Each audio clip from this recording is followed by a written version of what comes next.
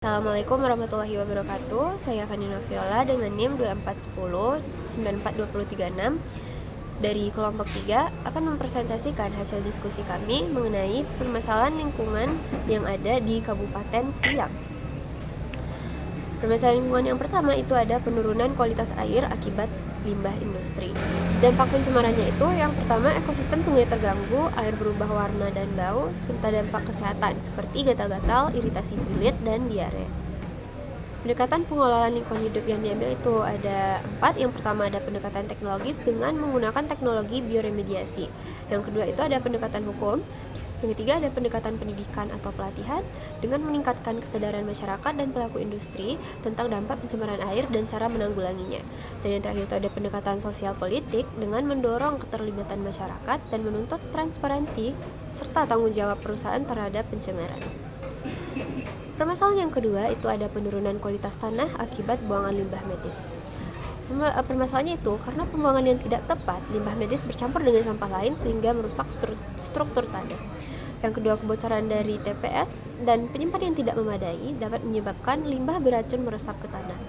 Yang ketiga itu ada pembakaran terbuka sehingga mencemari tanah dan udara. Dan yang terakhir itu ada penyebaran mikroorganisme. Pendekatan pengelolaan lingkungan hidup itu ada 4 juga. Yang pertama pendekatan teknologis dengan menerapkan metode pengelolaan limbah medis yang lebih aman seperti insinerasi ramah lingkungan dan sterilisasi autoklav.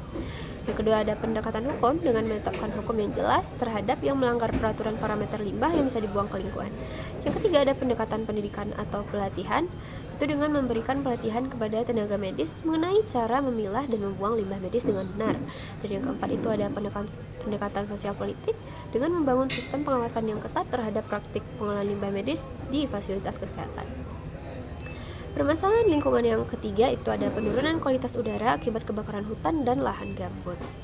Kebakaran hutan dan lahan gambut itu mengandung karbon dioksida, karbon monoksida, metana, dan partikel halus, sehingga berdampak kepada kesehatan kita seperti batuk, sesak nafas, dan mata perih.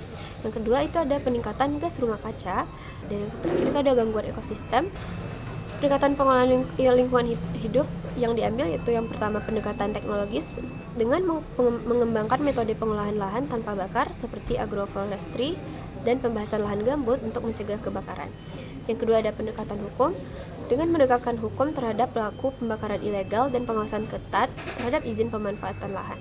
Yang ketiga ada pendekatan pendidikan, yaitu memberikan pelatihan bagi petani serta perusahaan tentang dampak kebakaran hutan dan lahan serta cara-cara pencegahannya.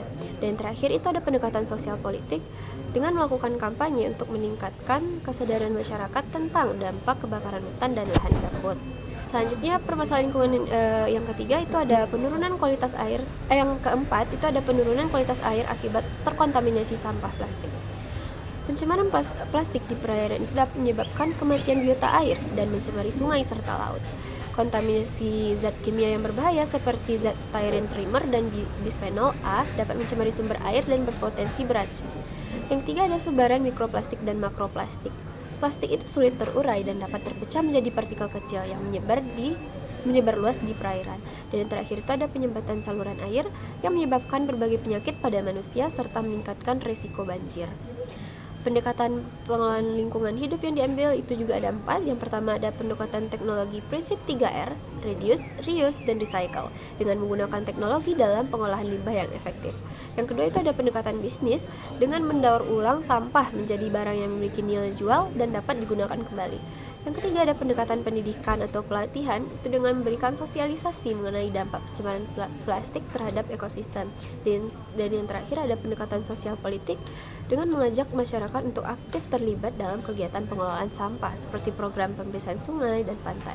Kita dapat mengurutkan skala prioritasnya. Dan yang menduduki posisi pertama yaitu penurunan kualitas tanah akibat buangan limbah medis. Yang kedua ada penurunan kualitas air karena limbah industri. Yang ketiga ada penurunan kualitas air akibat terkontaminasi sampah plastik. Dan yang terakhir itu penurunan kualitas udara akibat kebakaran hutan dan lahan gambut. Mungkin hanya sekian yang dapat saya presentasikan. Apabila ada kesalahan kata saya mohon maaf. Saya akhiri dengan Assalamualaikum warahmatullahi wabarakatuh.